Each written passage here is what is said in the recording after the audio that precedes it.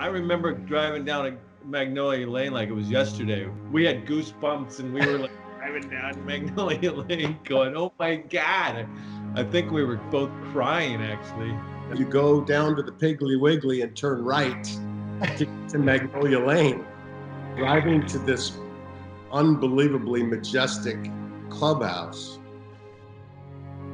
We were playing out a childhood dream almost. Put another log on the fire.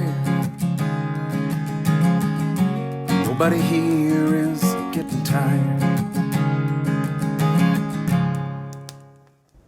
Welcome to the Fire Pit with Matt Ginella.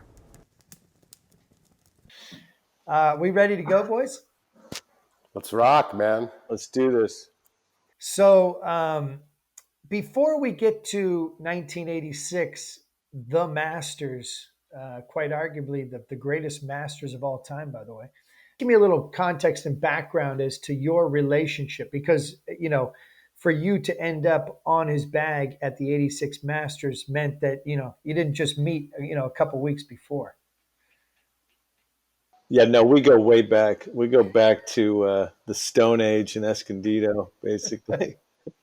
Yeah, Weaves and I knew each other when, God, I don't know when exactly, but You don't. What's your first memory of Mark Wiebe, John? mostly playing football in his front yard at when you lived across the street from Escondido High School. Yeah. You know, that's what I remember. I was probably 8 years old. You were probably 9 or 10. I don't know. You're about a year and a half older than me, and I think so. I'm right in between you and you him. know, there was the Disneys, there was the Weebies. You know, it was kind of a football culture. Mark's dad was the football coach at Palomar Junior College, and Mark played. You know, we all played football as kids. You know, His dad coached Tom Dempsey, the guy, the kicker, the famous kicker who ironically just passed. Is that true? Wow. Yeah, isn't that crazy? I think when Tom, and my dad also was the wrestling coach at the time, and I remember Tom Dempsey throwing me around on the mat, and I was just a little probably pain in the butt to those guys, you know, getting in the way.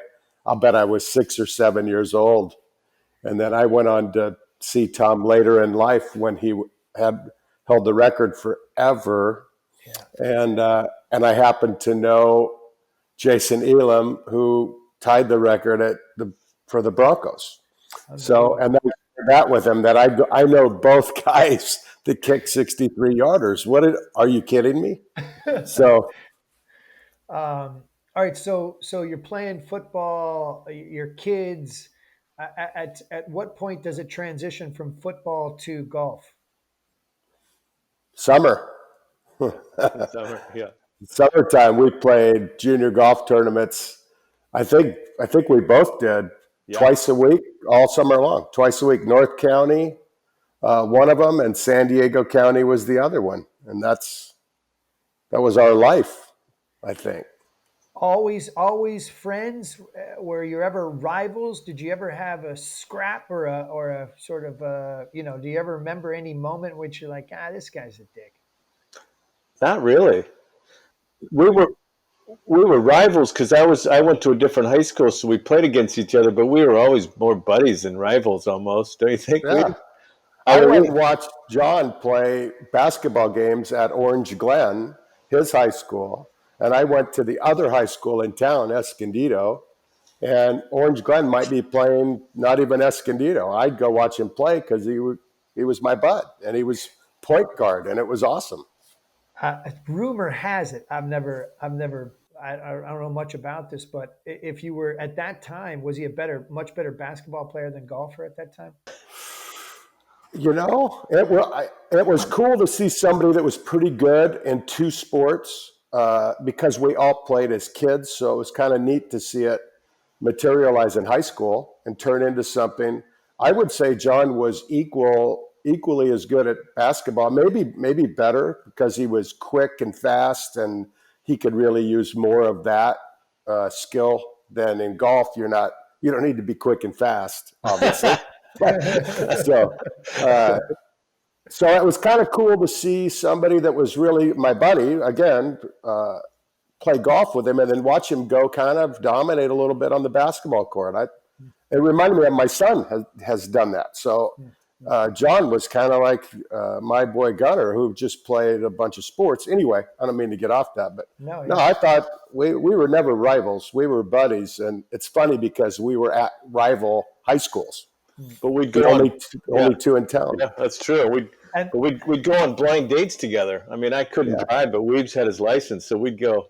We went on a lot of blind dates together. We did. Not blind dates. I mean, double dates. I should say double dates. Yeah. We knew. We knew the girls. We knew the girls. Let's clarify. Girls were involved on these dates. They were probably blind because they were going out with us. But, Right. But no, we had a lot of good times back then. And actually, I was thinking about this, Weebs. I don't know if you remember it like this, but I think the whole thing with caddying for you at the Masters, I think we had that pact when we were kids back when we were teenagers, didn't we? I think it may have gone even further back when we were 10 out on the putting green, and you line up and you go, okay, this is to win the Masters, and you'd even announce that. And I think at that time we had some kind of a, hey man, whoever gets there, if we get there, we gotta team up on that. Yeah, so that's what it was. We used to say, okay, if you get to the Masters, I'm caddying for you. If I get to the Masters, you're caddying for me, kind of thing. Is that crazy? That gives me chills because I'm probably had a couple of those same packs with of several buddies throughout life. It's just neither one of us ever made it to the Masters. In your case, one of you guys actually got to play in the Masters. Yeah. I mean, I'm still holding out. By the way, I got the USM. Is the Mid-Am still in play? Maybe, yeah. Oh, that's too good, man. Okay, so was there ever a point? Obviously, I've had a million childhood friends, and then you lose track. You go your separate ways. You go off to college. Did you guys kind of part ways and then come back? What was the progression of the relationship beyond that? High school. There might have been a couple gaps, but we never really parted ways. I mean, we'd stay in touch. There might have been a few gaps. Mark went to San Jose State, and he went to Palomar College for a year, right? Yeah. But I was like a year and a half behind, or a year behind. No, I was a year behind. You're behind, yeah. I was a year behind. Then he went to San Jose State to play golf. He got recruited by San Jose State, got a scholarship to go play golf up there, and then I went to Palomar for a year, and then I went to Arizona to play golf, and then but we stayed in touch and saw each other in the summertime. And did you ever cross paths at any tournaments or in college or nothing? I don't remember a lot of that though. I don't think so. We didn't play much. Conference. If it was a big, huge tournament that hosted a lot of teams, I don't think we played a lot of college golf together. No, we didn't. At some point, Mark obviously became, he emerged as the. At what was it? At what point did you realize I'm going to do this professionally? And John, at what point did you realize I'm not? Oh wow. I don't know. Honestly, I think, my old childhood, I was going to play the tour. And then it just became where I was going to play the tour. And then I went to school and I knew I was going to play the tour. I told my coach, I'm not going to be here all 4 years or my last 3 years. I'm going to play the tour. So, and I got to a point, my dad was a coach and a teacher, so we didn't have much money. And it got to a point where I needed a job because I had to pay for stuff, and I couldn't go to school, golf, and have a job. I couldn't figure that out. So I left school, turned pro because I needed a job. What year is that? That's going to be about 1980 or 81. Yeah. And so then I just grinded and struggled, but on mini tours. But so many things happened good out of that. I mean, I met Payne Stewart. John met Payne Stewart kind of through that, and we became great buds. And so, as much as you look back and think, what a struggle, man, I also had some pretty neat relationships that I formed through those struggles. Were you keeping tabs on Mark at this time? I mean, were you like, damn, my buddy's going playing professional? Yeah, I was at Arizona, and then my golf just, I kind of thought, hey, I'd be a pro golfer too, you know. But then very quickly I was like, I don't shoot in the 60s as much as these guys do. So I thought, no, that's not going to be the life for me. At some point, I was like, no, I cannot do this. And so again, he was a little ahead of me, but I kept tabs on him, knew what he was doing. I got out of college and was kind of waffling around. I got my degree in agronomy. I was going to be golf course superintendent guy or golf course designer guy, and I couldn't get a good job on that. And Mark was like, and then I was actually an assistant pro at Fairbanks Ranch, and I was kind of hating that. And he was playing the mini tours in San Diego, and he said, hey, listen, why don't you caddy for me, and then we'll go to tour school, and if I get my card, come caddy for me on the tour. He goes, I can pay you $250 a week. I give you 5% of whatever I win. And I was like, God, that sounds great. Let's do it. I was all in. I was like, that sounds like going with a circus, Yeah. So anyway, I don't know if you remember it like that, but I think that was probably 1984. Yes. You'd been doing it. You'd been 83. It was 83 or 84. Yeah, but honestly, he got to a point where he was really good, and like when we'd play in the mini tour events, he either won, came in second, or came in third. Pretty much. I don't know if you remember that, but I remember you were like pretty dominant in the mini tour thing, no matter where we were. And you had to be, because it didn't pay very much. Yeah, it didn't pay very much. You'd probably win, and you'd win $1,000 or something. But yeah, it was crazy, man. But then we went to Q school, and it was I think the first one was in Oregon, wasn't it? Or I remember going to the Northwest, and then going to Texas, and then going to Florida. Yeah, and that was a marathon, wasn't it? Marathon. I remember we were with a buddy, Gus. Yeah. And Gus was so excited after, we had made the tour and wanted to go out and party. And John and I were both going, oh, I am so tired. I want to go sit down and have a couple beers. I don't want to go party. Either one of us. We were out of it. We had used all of our energy and emotional stuff, and it was gone. We were empty. I do remember that and thinking, wow, he still has energy to go party. Yeah. Oh man, I just need to go sit down. Let's go have dinner and sit down. And, yeah, that was TPC, man. 6 rounds of TPC tour school. There's nothing grindier than that. That's about as grindy as it gets. Alligators lurking everywhere. Yeah. So in 1984, Mark, you remember John basically had an open invitation to caddy when he wanted, how he wanted. Yes, that was, and we never said, hey, bud, you got an open invitation. I think it was understood that if he wanted to come out and caddy, it was only going to help me. So I was all for it.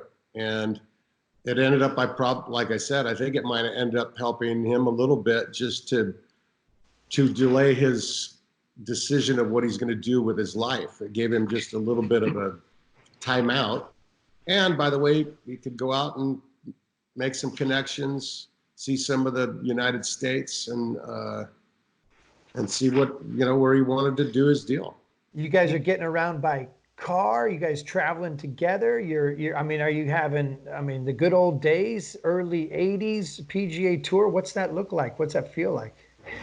No, for me, it was, once we went through the whole tour school, it was like, and he got his card, it was like, hell yeah, I'm going to caddy. tour for a year. We didn't go back and forth like, oh, you're gonna open. No, it was like, hey, we're doing this thing, you know.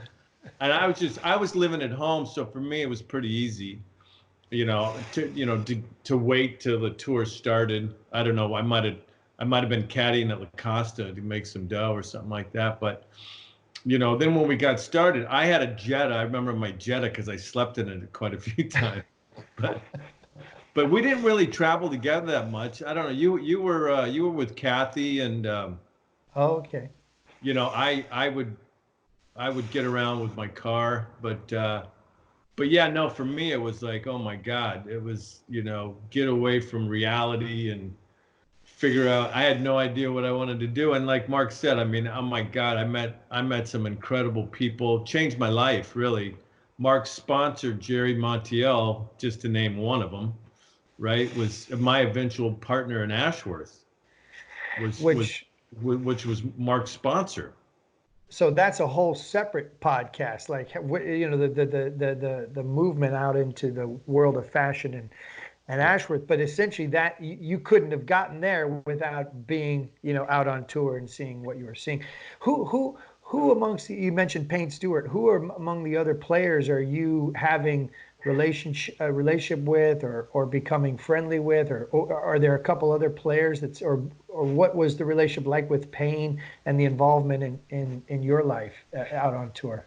Oh, well, just hanging around with Mark, the guys that he was buddies with, but Payne was one of his big buddies, and we'd play practice rounds all the time with Payne. So, got to know him obviously, and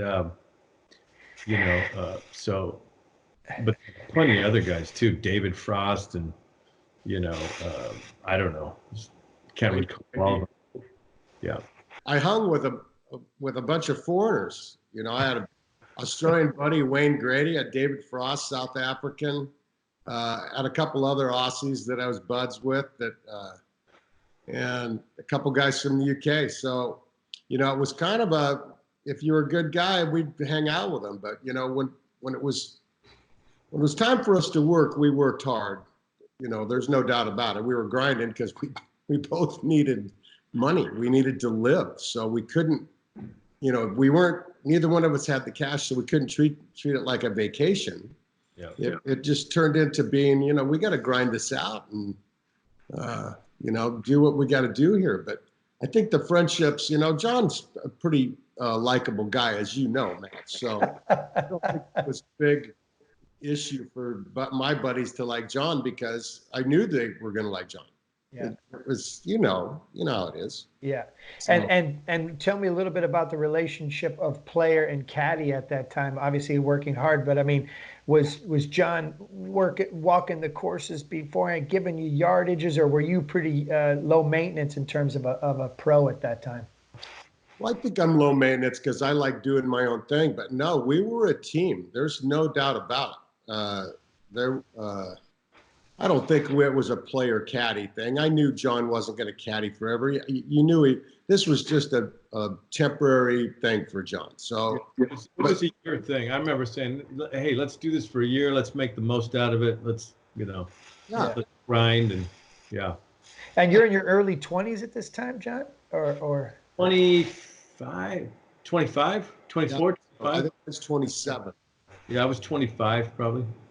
So I'm going through 1984, Andy Williams, the San Diego Open, T48. Do you remember being on the bag there, obviously, you're local? Because that wasn't the only time I caddied at the San Diego Open, because Mark he would qualify for that. So I think I probably caddied in that 3 or 4 times over the years. Even as an amateur, you played in that thing. I can't remember, but you had a couple good finishes in that. It was always hard to play in that one because it was at home. Just put too much on it. Too much pressure on yourself. Yeah.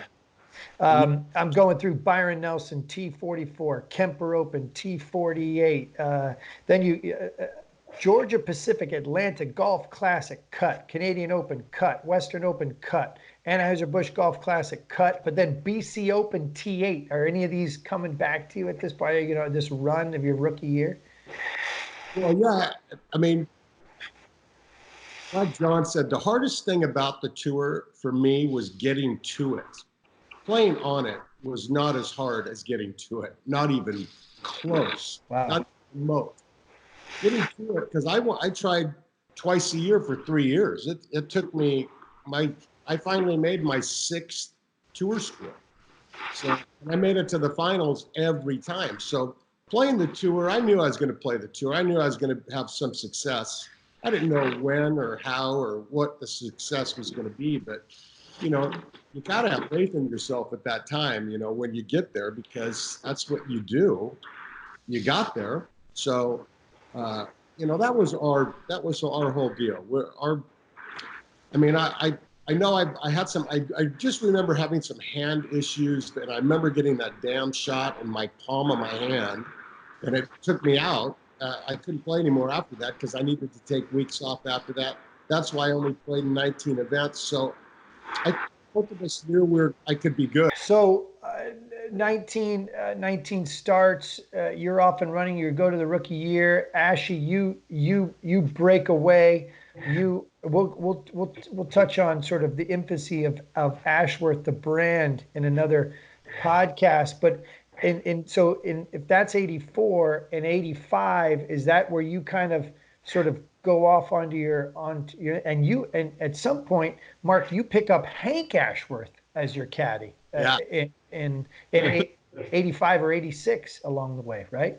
Yes. And same deal. Honestly, Hank wasn't going to caddy forever, but I think John said, "Hey man, you see a lot of stuff and it's kind of fun." And, and I think Hank was in that same, I don't know what I want to do yet mode. And so of course those, when you grow up, that you have buddies like that. When you grow up with buddies, if they wanted caddy, they were going to caddy. If I had somebody else caddy and they said, "Hey, I'd like to caddy," they're in.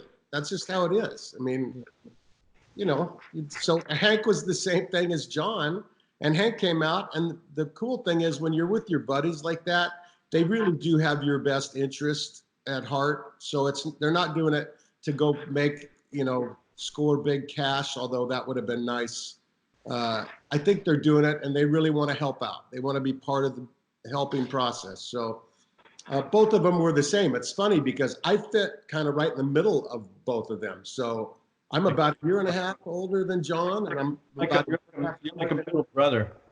Yeah, and we hung out together so much as kids that it was kind of just, you know what I'm saying. It's just a thing that is, we're just kind of like Bill Murray would say, "Hey, buds for life."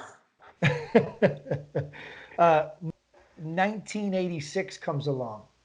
And at that time, Hank is actually on your bag in 86, correct? Yes. So 1986, look what's going on here. You guys are on a roll. I've got these, you guys are Bob Hope, he picks you up at the Bob Hope in 1986 and you guys missed the cut. Then AT&T, the Pebble Beach, T3, 1986, T3. San Diego, T11. Hawaii, T54. LA, 70th. Bay Hill, T7. As Sawgrass, T54. Greensboro, T33. You make 7 cuts in a row. You're making money. You've made 7 out of 8 cuts in 1986. And here comes the Masters. Yeah, right. And that was one of those times that was really hard for me to, because it was John. If John wanted, it was his deal. And I don't know if I said or he said, but it was kind of like, "Hey man, aren't we supposed to do this?" And we were. So I had to tell Hank, "Bud, love you totally like a brother, but your little bro and I have this thing that we talked about, and it's actually happened.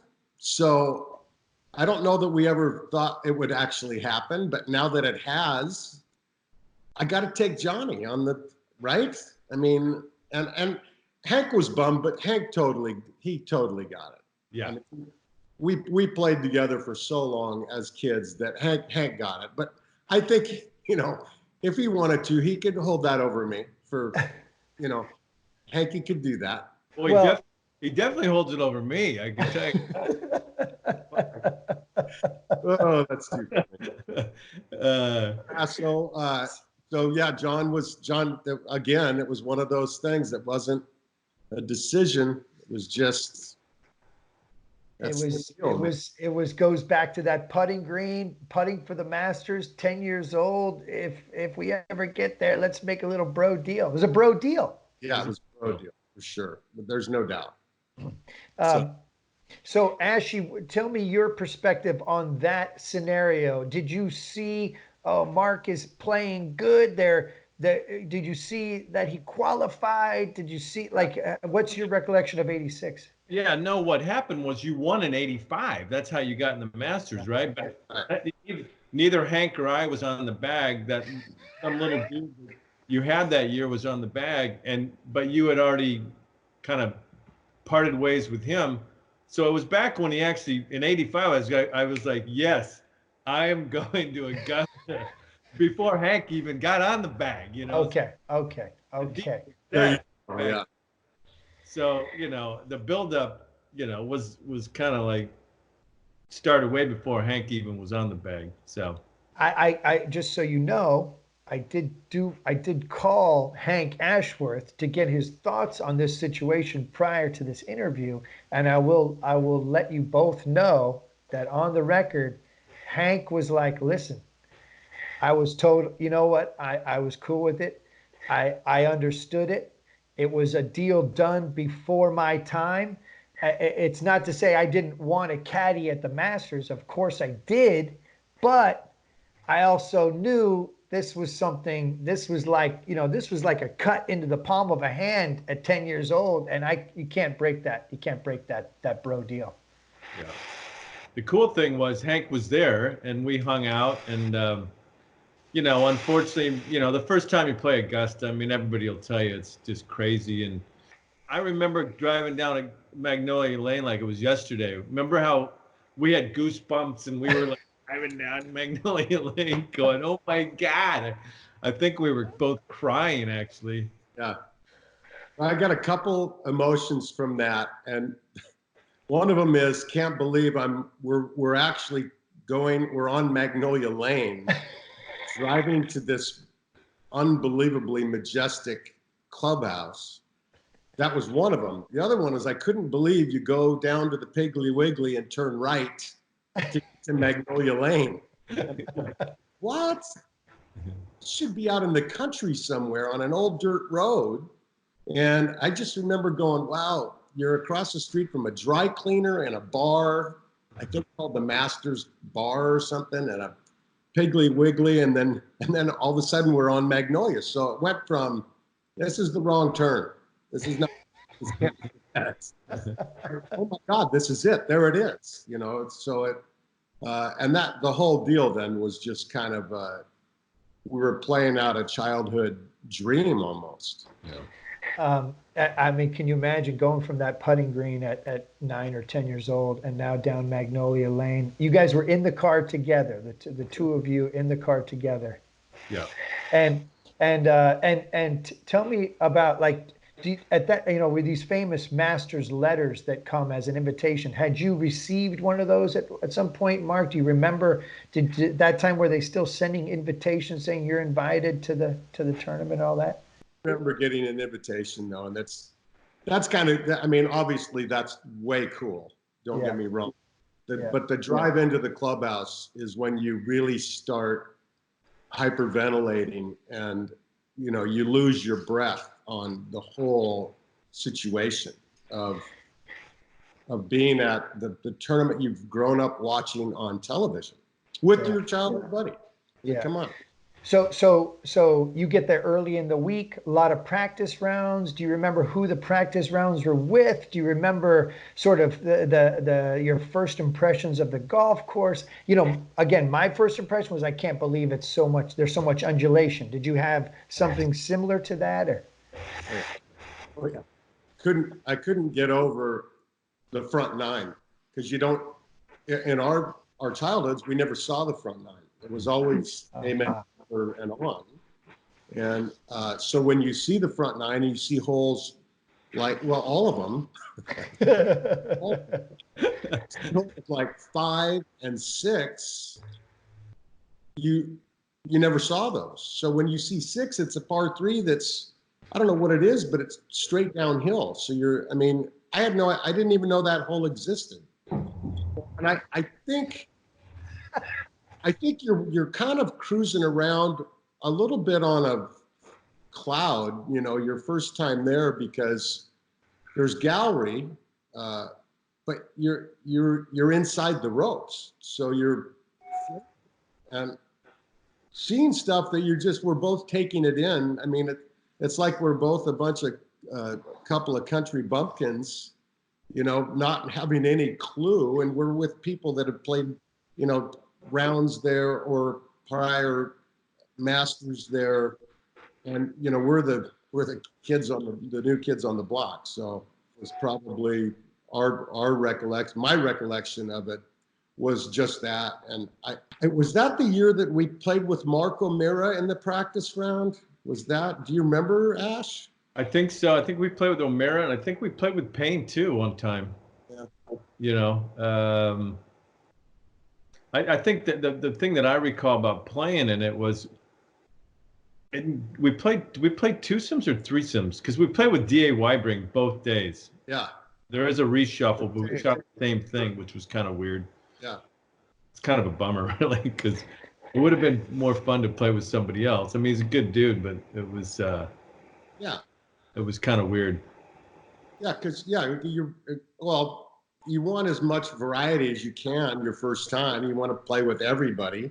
Yeah. Hoping that you're going to play with somebody that's like, Yeah, Jack. Yeah, Jack or Tom or Seppi or. Right. This was even before. I mean, Payne didn't really go on his run, or I guess Greg Norman didn't really even go on a run. Like at this time, this is Tom Kite, Tom Watson. This is Seve. This is mid '80s. This who in your mind felt like, oh, this is who we got to beat, so to speak? Was there a big name or you remember? Here's what I remember. I never remember anybody that I had to beat. I was too busy being scared to death. It is. I mean, I've played in all the majors, and I think 3 Masters and I don't know how many British Opens and senior British Opens. Never did I get that caught up in the fog being so thick of spirits as at Augusta. And wow. every one of the ones, all my 3 times there, it was the same. It was the thickest spiritual, and I never was comfortable. I never even thought I could beat it. I never thought about beating anybody. I was too busy trying to figure out how I was going to hit it off the tee on number 1, not kill somebody, or, you're so defensive because you don't want to mess up and you want to play good so bad. And I was way too young to know how to handle that stuff. And here's the other guy I'm with, John. Neither one of us knew how to handle that kind of emotion. I mean, we were just trying to, like I said, trying not to mess up, just trying to compete, but never talked about winning it ever. What about go back just for 1 second before we get into the first round and second round scores and the cut, so to speak? What about the par 3? Do you have any memories of the par 3 tournament at that time? What was that like? No, it was really cool. I love the par 3 tournament. Yeah. I mean, I don't remember how you did or anything. I just remember, just. Well, you go to the first hole, and it was, I think, 10 people deep. Easy. Around the whole hole. And the hole is 84 yards or something, whatever it was at the time. And to get to the first tee, and then once you did, it was like being in a movie set. You weren't even, it was crazy. It was way crazy. So the part was just, I think both he and I as golfers were going, are you kidding me? This is the best course I've ever seen in my life. Yeah. First hole is 80 yards and number 2 is 55 yards or something. It was way before they fixed it and made it, what it is today. But still, it was the most perfectly manicured, unbelievable golf course with people making hole-in-ones every 2 seconds. And like I said, being in a movie set of each hole was its own movie set because there were so many people. Do you remember that? Just being, are you Yeah. kidding? I do, and one of the memories I have when I think about it too was it was before they fixed the range and how it is now. It was like, oh, you used to park right next to the range. I mean, it was. Remember? And but I remember like talking about a player that was dominant at the time was Seve, 1986, and I remember watching that guy in the range. Just I was mesmerized by like how perfect he was in his swing, and oh my God, it was a thing of beauty to watch Seve at Augusta hitting balls on the range. It was unbelievable. Yeah.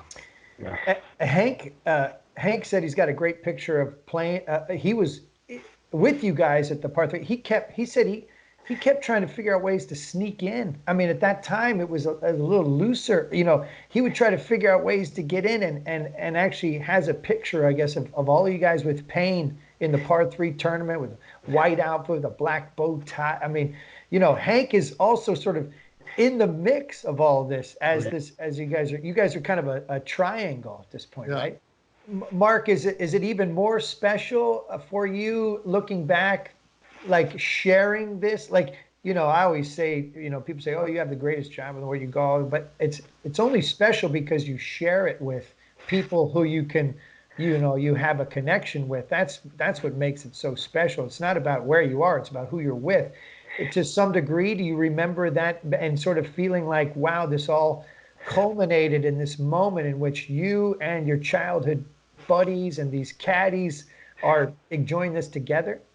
Well, without a doubt, everything's more fun sharing it with someone. Yeah. So this is no exception. I mean, it was a great,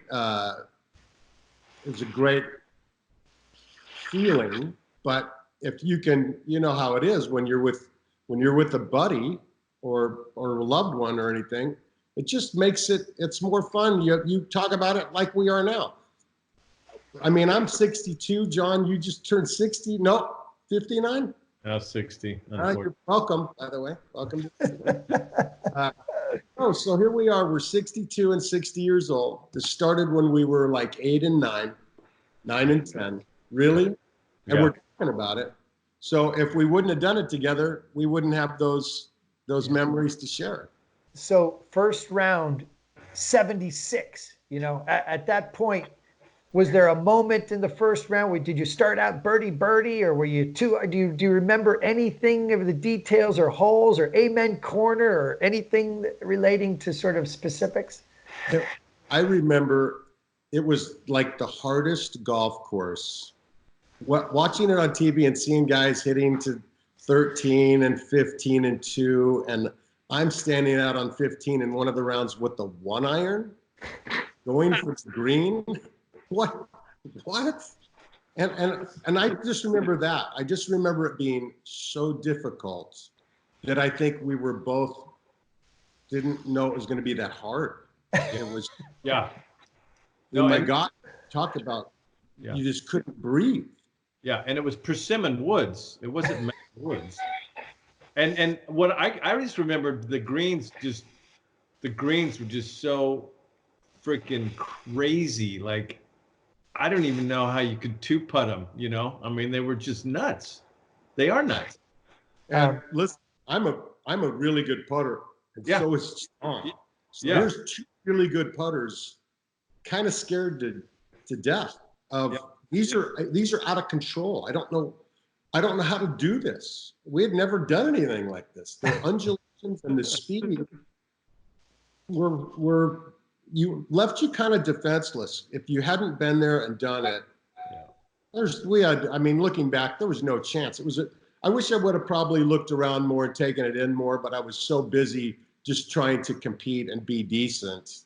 But you know, I did my next couple times. I took more in of the whole deal of Augusta. So 76, 78, you know, at some point, do you stop sort of feeling the pressure? And at some point, did you allow yourself to really enjoy? Did you guys remember sort of having the back nine on Friday, just being like, hey, let's have some fun here? I mean, did you ever stop grinding?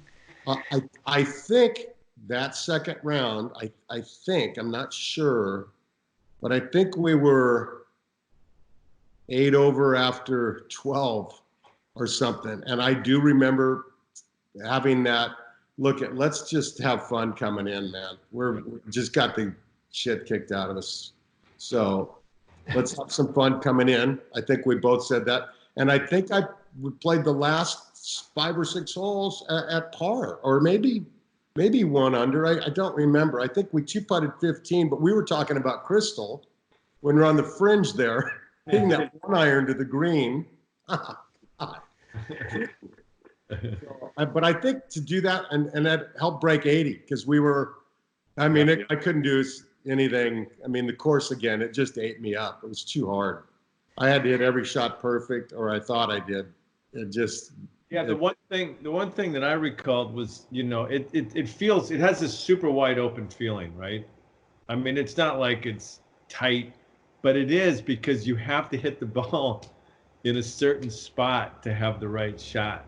That's what was so weird about it, you know. And after we played it for the whole week, it's too much to figure out. I mean, that's why they say, you know, you got to play there a few times and all that stuff. But yeah, crazy. Hank recalled that the next week he picked up your bag again. You went to Harbor Town, and he remembers you pointing out the fact that, you know, you had like a 30-foot putt, putting green, practice putting green. You were showing him, hey, this is how hard I would have had to have hit it at Augusta to hit this 30. And it was like you just barely tapped it.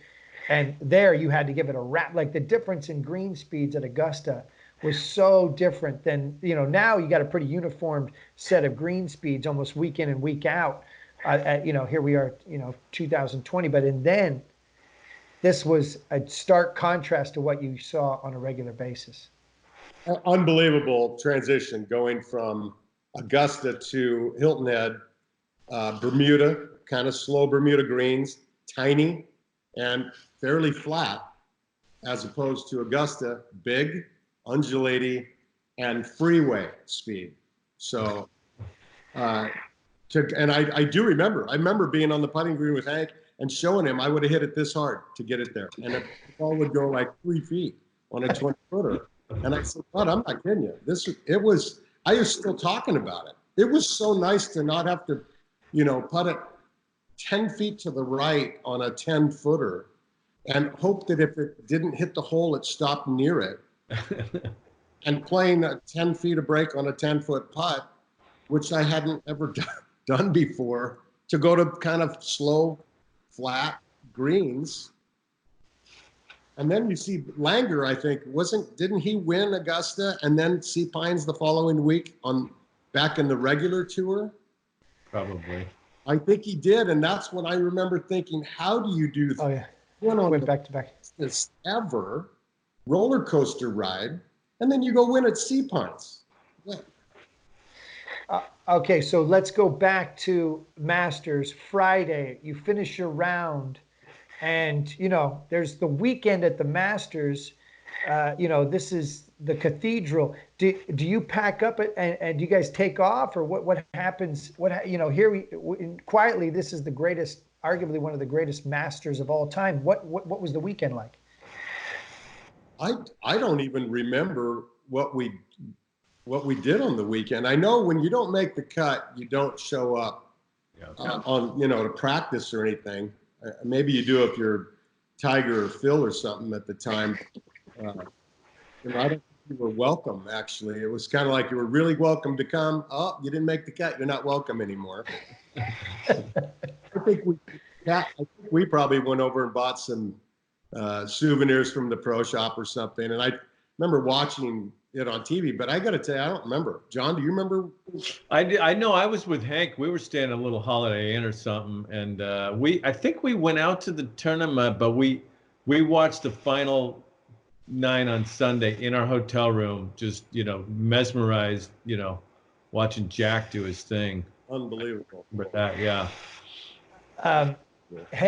Hank said that on Saturday he thought that you and John, he said that he and John had gone out and watched a little. On Sunday they went out to watch, and no one, even then, because Jack shot 65, only a handful of guys went in the 60s. Even then, no one really had a sense Jack was going to win, obviously, until that chart. But he said that it was so thick he couldn't really actually see anything. It was so packed that the only way to really watch it was to go back to the hotel and watch on like a little mini TV. I mean, you're in Augusta at Yeah. And watching it in a hotel room. Yeah. Yeah, it doesn't make sense, but it is when it's that packed. Yeah. I mean, You couldn't get around. Yeah. I mean, kind of just the most amazing thing, right? I mean, 1986, arguably the greatest Masters of all time, and you guys and these childhood dreams come true. I mean, seminal moment. I mean, chills again. It's just it's so cool that you guys share this. yeah. Well, obviously it's a lifetime memory because here we are talking about it. So, and it's a good one too. It's just what a good time, and again, to share it and be talking about it and be, doing our deal talking about it. It's pretty special. Ashy, how much do you think you made carrying Mark Wiebe's bag and all those times? What was your total? Matty, it was priceless. You can put a dollar figure on that. It was absolutely. Hey, Mark, do you mind turning around and grabbing that photo behind you and just holding it up to the camera? These are the guys, huh? Okay, so check this out. This is won the Colorado Open in 1986. Actually, I just had won the Quad Cities in Moline, Illinois, and everybody couldn't believe I wasn't playing the next week. I said I got to play in the Colorado Open. I already said I was going to. Only saw 9 holes, of course, that I had never played before. John said, I've played it. Don't worry, I'll coach you around. And so there's the picture during the Colorado Open. You can see that. And if you can read, let me get close enough. Can you read what that caption says? 1986 Colorado Open champions Mark Wiebe and John Ashworth. Yeah. And quietly, John, no collar. No collar as a caddy. No bib, no collar. No. That was back. That literally is in the Stone Age right there. And your Colorado State or Colorado Golf Hall of Fame, correct? Is that what I read at some point? And two last things. I know John has a relationship with the number 33. And so do you. What's the fact that you shared this childhood memory? Is this what it's about? This 33 is about you guys? Yeah, it is. It's just kind of I don't know how many times I'm asked this, and I wish I had this killer story about it, but it just has something to do with karma. And it just, every time we were together and are together, something happens that there it is again. It's a 3 or it's a 33, and it could be a parking spot. It could be the number we have at a table. Who knows? But it became so often that we went way past, wow, that's a coincidence. And way past the, are you kidding me again? To now it's like, well, yeah, of course it's 33. So when I was doing my Link Soul bag on the Champions Tour, I said, Bud, we got to put 33 on there, don't we? And John said, well, we got to put it on there 3 times. So we figured we had to go through and figure out where we were going to put it. And I got I had to see. Wow. So that's a whole nother story, but I want tattoo.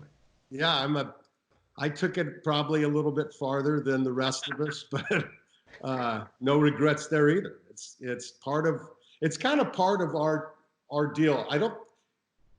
If we could go back and look, I would bet money that it was circling around us when we were 9 and 10. We weren't aware of it yet. Yeah, we started honing in on it when we were in high school, though. It goes back pretty far. I mean, so Yeah, it's kind of crazy. It's been a thing.